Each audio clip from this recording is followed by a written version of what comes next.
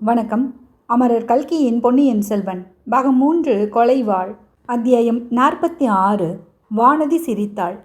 நந்தி மண்டபத்தில் அமர்ந்து இளவரசனும் குந்தவை தேவியும் பேசிக் கொண்டிருந்த போது, வானதி தூண் ஓரமாக நின்று கேட்டுக்கொண்டிருந்த போது, கால்வாயில் படகில் காத்து கொண்டிருந்த பூங்குழலிக்கும் சேந்தனமுதனுக்கும் முக்கியமான சம்பாஷணை நடந்து கொண்டிருந்தது. அமுதா, ஒன்று உன்னை நான் கேட்கப் போகிறேன். உண்மையாக பதில் சொல்வாயா? உண்மையை தவிர என் வாயில் வேறொன்றும் வராது பூங்குழலி. அதனாலே தான் 4 நாளாக நான் யாரையும் பார்க்காமலும் பேசாமலும் இருக்கிறேன் என்றான் அமுதன். சில பேருக்கு உண்மை என்பதே வாயில் வருவதில்லை. இளவரசருக்கு ஓலை எடுத்துக்கொண்டு இலங்கைக்கு போனானே, அந்த வந்தியத்தேவன் அப்படிப்பட்டவன். ஆனாலும் அவன் ரொம்ப நல்லவன். அவன் யாரையும் கெடுப்பதற்காக பொய் சொன்னதில்லை. உன்னை பற்றி அவன் ஒன்று சொன்னான். அது உண்மையா பொய்யா என்று தெரிந்து கொள்ள விரும்புகிறேன். என்னை பற்றி அவன் உண்மை இல்லாததை சொல்வதற்கு காரணம் எதுவும் இல்லை. இருந்தாலும் அவன் சொன்னது என்னவென்று சொல். நீ என்னை பற்றி மிகவும் புகழ்ந்து பேசியதாக சொன்னான். அது முற்றிலும் உண்மை. நீ என்னிடம் ஆசை வைத்திருப்பதாக சொன்னான். என்னை நீ மணந்து கொள்ள விரும்புவதாக சொன்னான். அவ்விதம் உண்மையில் அவன் சொன்னானா? ஆமாமுதா. அவனுக்கு என் நன்றியை தெரிவிக்க வேண்டும். எதற்காக? நானே உன்னிடம் என் மனதை திறந்து தெரிவித்திருக்க மாட்டேன். அவ்வளவு தைரியம் எனக்கு வந்திராது. எனக்காக உன்னிடம் தூது சொன்னான் அல்லவா? அதற்காக அவனுக்கு நன்றி செலுத்த வேண்டும். அப்படியானால் அவன் சொன்னது உண்மைதானா? உண்மைதான் பூங்குழலி, அதில் சந்தேகமில்லை. உனக்கு ஏன் என்னிடம் ஆசை உண்டாயிற்றமதா? அன்பு உண்டாவதற்கு காரணம் சொல்ல முடியுமா? யோசித்து பார்த்து சொல்லேன். ஏதாவது ஒரு காரணம் இல்லாமலா போய்விடும்? அன்பு ஏன் ஏற்படுகிறது, எவ்வாறு ஏற்படுகிறது என்று இதுவரை உலகில் யாரும் கண்டுபிடித்து சொன்னதில்லை பூங்குழலி. ஒருவருக்கொருவர் அழகை பார்த்து ஆசை கொள்வதில்லையா?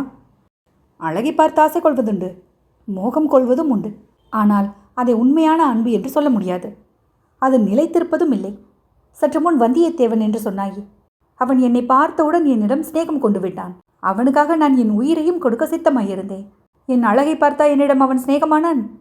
ஆனால் உன் சிநேகிதன் என் அழகை பற்றி ரொம்ப ரொம்ப வர்ணித்தான் இல்லையா? உன் அழகை பற்றி வர்ணித்தான், ஆனால் உன்னிடம் ஆசை கொள்ளவில்லை. பழுவூராணியின் அழகை பற்றி 100 மடங்கு அதிகம் வர்ணித்தான். அவளிடம் அன்பு கொள்ளவில்லை. அதன் காரணம் எனக்கு தெரியும். அதென்ன? அதோ இளவரசருடன் பேசிக்கொண்டிருக்கும் இளைய பிராட்டியிடம் அந்த வீரனின் மனம் சென்று விட்டதுதான் காரணம். இதிலிருந்தே அழகுக்கும் அன்புக்கும் சம்பந்தமில்லை என்று ஏற்படவில்லையா? அதெப்படி ஏற்படுகிறது? இளைய பிராட்டியை விட நான் அழகி என்றா சொல்கிறாய்? அதில் என்ன சந்தேகம் பூங்குழலி? பழையாறை இளைய பிராட்டியை காட்டிலும், அதோ தூண் மறைவில் நிற்கும் கொடும்பாளூர் இளவரசியை காட்டிலும் நீ எத்தனையோ மடங்கு அழகி. மோகினியின் அவதாரம் என்று பலரும் புகழும் பழுவூர் இளையராணியின் அழகும் உன் அழகுக்கு இணையாகாது. இப்படிப்பட்ட தெய்வீகமான அழகுதான் எனக்கு சத்ருவாகி இருக்கிறது. அதனாலேயே என் மனத்தில் பொங்கி குமுறும் அன்பை என்னால் உன்னிடம் வெளியிடவும் முடியவில்லை. வானுலக தேவர்களும் மண்ணுலகத்தின் மன்னாதி மன்னர்களும் விரும்பக்கூடிய அழகியாகிய நீ எனக்கெங்கே கிட்டப்போகிறாய் என்ற பீதி என் மனதில் கூடிக்கொண்டிருக்கிறது. பூங்குழலி சற்று யோசனையில் ஆழ்ந்திருந்துவிட்டு, அமுதா, உன் பேரில் எனக்கு ஆசை இல்லை என்று நான் சொல்லிவிட்டால் நீ என்ன செய்வாய்?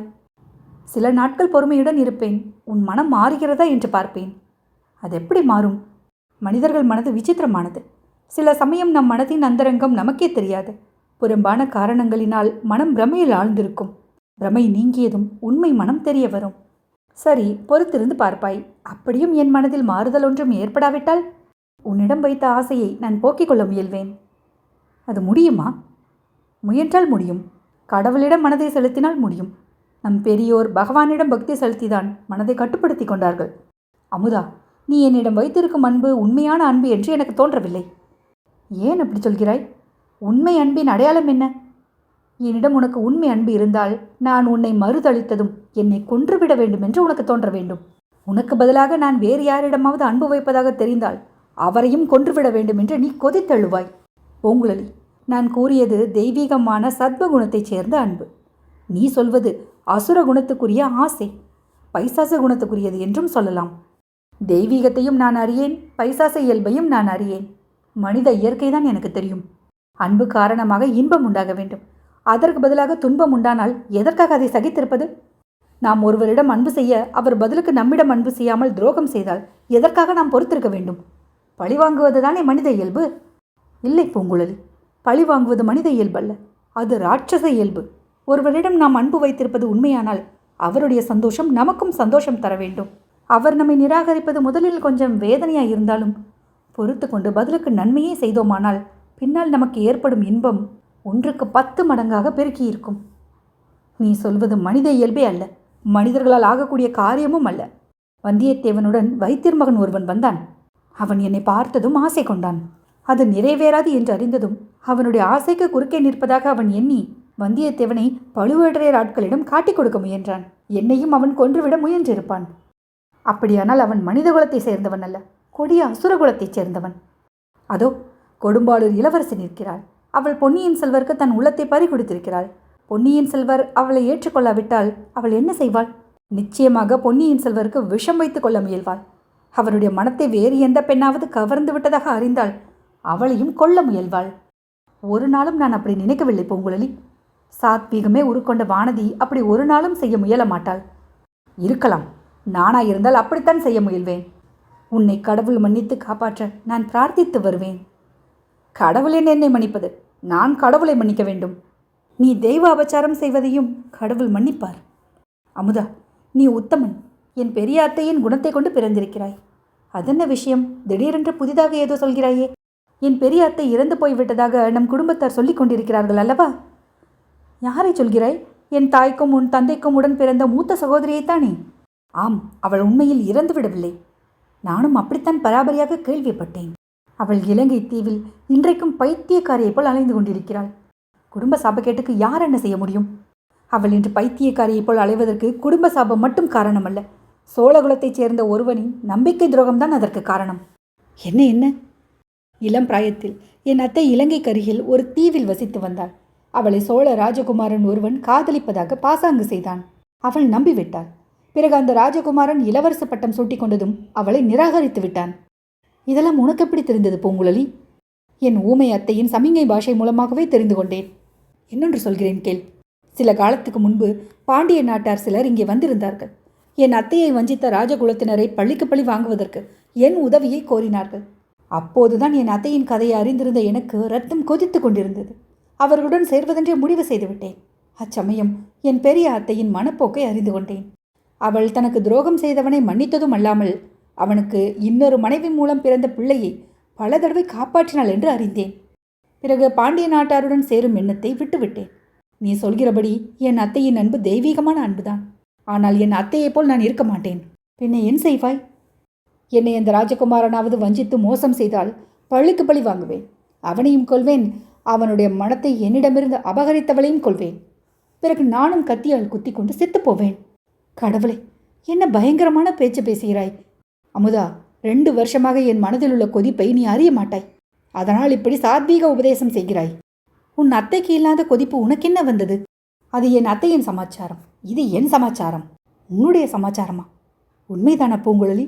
நிதானித்து சொல். ஆமாமுதா, என் உடம்பிலிருந்து கொஞ்சம் இரத்தத்தையும் அந்த வானதியின் உடம்பிலிருந்து கொஞ்சம் இரத்தத்தையும் எடுத்து ஒப்பிட்டு பார்த்தால் ஏதாவது வித்தியாசம் இருக்குமா? ஒரு வித்தியாசமும் இராது. அவள் எந்த விதத்திலாவது என்னை விட உயர்ந்தவளா? அறிவிலோ அழகிலோ ஆற்றலிலோ? ஒன்றிலும் உன்னை விட உயர்ந்தவள் அல்ல. நீ அலைகடலில் வளர்ந்தவள், அவள் அரண்மனையில் வளர்ந்தவள். நீ காட்டு மிருகங்களை கையினால் அடித்துக் கொள்வாய். கடும் புயற்காற்றில் கடலில் ஓடம் செலுத்துவாய். கடலில் கை சளைத்து தத்தளிக்கிறவர்களை காப்பாற்றுவாய். வானதியோ கடல் அலையை கண்டே பயப்படுவாள். வீட்டு பூனையை கண்டு பீதி கொண்டு அலறுவாள். ஏதாவது கெட்ட செய்தி கேட்டால் மூர்ச்சையடைந்து விழுவாள்.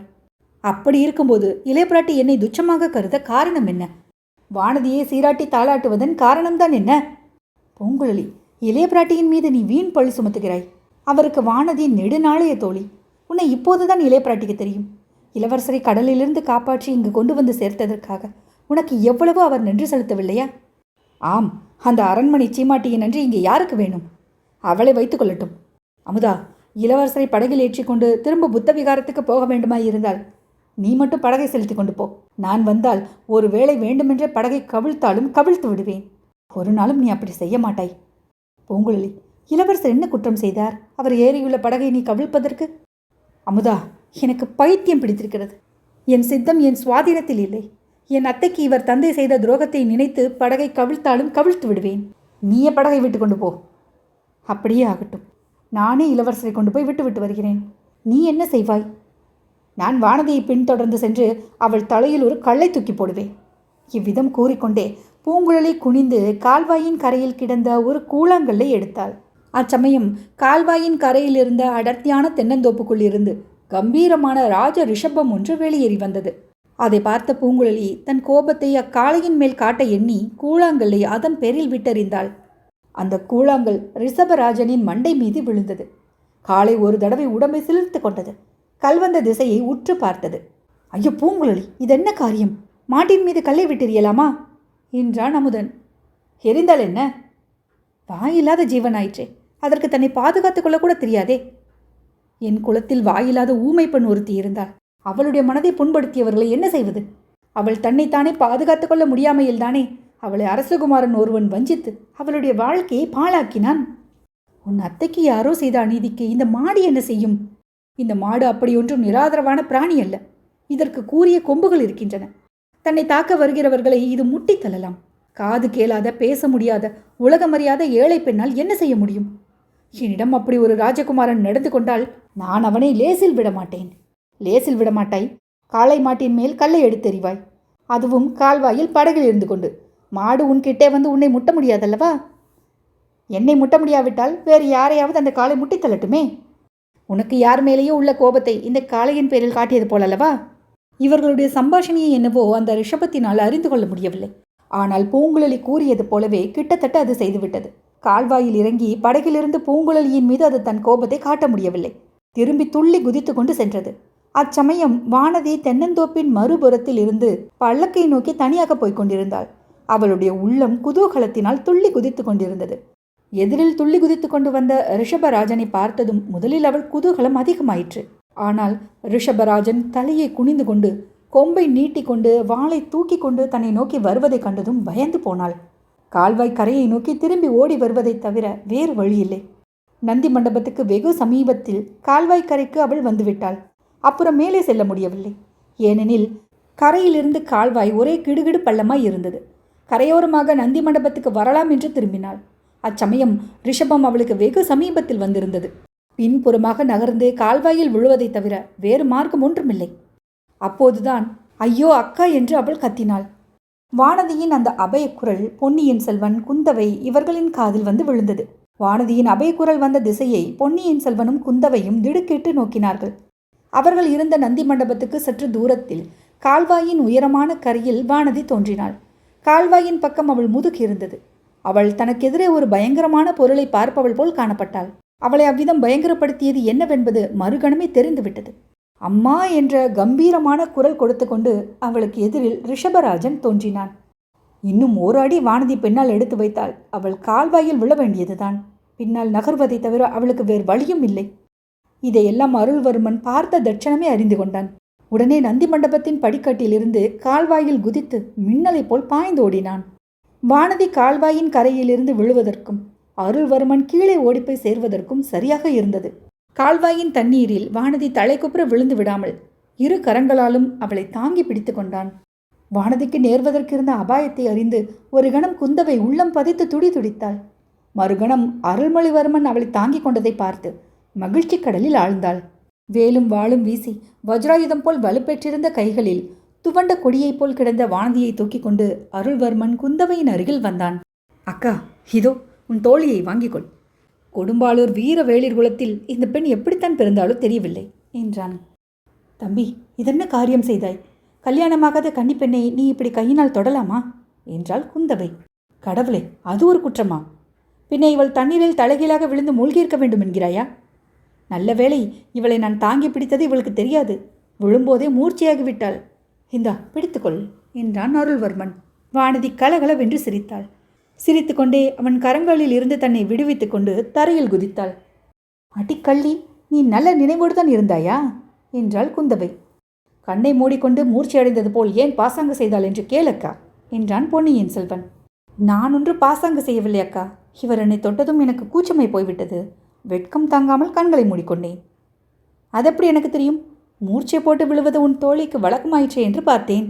இனிமேல் நான் மூர்ச்சை போட்டு விழமாட்டேன். அப்படி விழுந்தாலும் இவர் இருக்கும் இடத்தில் விழமாட்டேன் அக்கா. இன்றைக்கு இவருக்கு நான் செய்த உதவியை மட்டும் இவர் என்றைக்கும் மறவாமல் இருக்கட்டும் என்றாள் வானதி. என்ன என்ன, இவள் எனக்கு உதவி செய்தாளா? அழகா இருக்கிறதே என்றான் அருள்வர்மன். குந்தவையும் சிறிது திகைப்புடன் வானதியை நோக்கி, என்னடி சொல்கிறாய்? என் தம்பி உனக்கு செய்த உதவியை என்றும் மறக்க மாட்டேன் என்று சொல்கிறாயா என்றாள். இல்லவே இல்லை அக்கா. நான் தான் உங்கள் தம்பிக்கு பெரிய உதவி செய்தேன். அவர் இதற்காக என்னிடம் என்றைக்கும் நன்றி செலுத்தியே தீர வேண்டும். நான் இவளை கால்வாயில் விழாமல் காப்பாற்றியதற்காக இவளுக்கு நான் நன்றி செலுத்த வேண்டுமா? உன் தோழிக்கு ஏதாவது சித்தக்கோளாறு உண்டாக்கா என்றான் பொன்னியின் செல்வன். என் சித்தம் சரியாகத்தான் இருக்கிறது. இவருக்குத்தான் மனம் குழம்பி இருக்கிறது. புரியும்படி சொல்கிறேன். இவர் சிறு வயதில் ஒரு சமயம் காவேரியில் விழுந்தார் என்றும் ஒரு பெண் இவரை எடுத்து காப்பாற்றினாள் என்றும் சொன்னீர்கள். மறுபடி இவர் கடலில் விழுந்து தத்தளித்தார். அங்கேயும் ஒரு ஓடக்கார பெண் வந்து இவரை காப்பாற்றினாள். இப்படி பெண்களால் காப்பாற்றப்படுவதே இவருக்கு வழக்கமாய் போய்விட்டது. அந்த அபகீர்த்தி மறைவதற்கு நான் இவருக்கு உதவி செய்தேன். கால்வாயில் விழப்போன ஒரு பெண்ணை இவர் தடுத்து காப்பாற்றினார் என்று புகழை அளித்தேன் அல்லவா? அதற்காக இவர் என்னிடம் நன்றி செலுத்த வேண்டாமா? இவ்விதம் கூறிவிட்டு வானதி சிரித்தாள். அதை கேட்டு குந்தவையும் சிரித்தாள். பொன்னியின் செல்வனும் சிரிப்பை அடக்க பார்த்து முடியாமல் குபீர் என்று வாய்விட்டு சிரித்தான். அவர்கள் 3 பேரும் சேர்ந்து சிரித்த சிரிப்பின் ஒளி நந்தி மண்டபத்தை கடந்து வானமுகடு வரையில் சென்று எதிரொலி செய்தது. படகில் இருந்தவர்களின் காதிலும் அந்த சிரிப்பின் ஒளி கேட்டது. அமுதா, அந்த 3 பைத்தியங்களும் சிரிப்பதை கேட்டாயா என்று சொல்லிவிட்டு பூங்குழலியும் சிரித்தாள். அமுதனும் அவளுடன் கூட சிரித்தான். தென்னந்தோப்பில் வாசம் செய்த பட்சிகள் கிளுகிளு என்று ஒலி செய்து சிரித்தன. இத்தனை நேரமும் கால்வாயின் கரை மீது கம்பீரமாய் நின்ற காளையும் ஒரு ஹூங்காரம் செய்து சிரித்துவிட்டு சென்றது. கடல் அலைகள் கம்பீரமாக சிரித்தன.